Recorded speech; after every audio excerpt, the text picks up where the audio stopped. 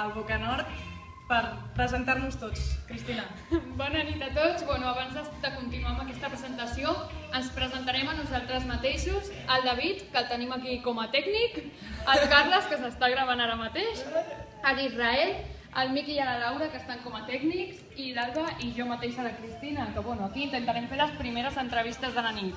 Sí, la cosa pinta molt bé, la veritat, perquè avui és una nit especial. A part que és 25ena, que tots els dies ho són. Alba, per què és especial? Per què és especial?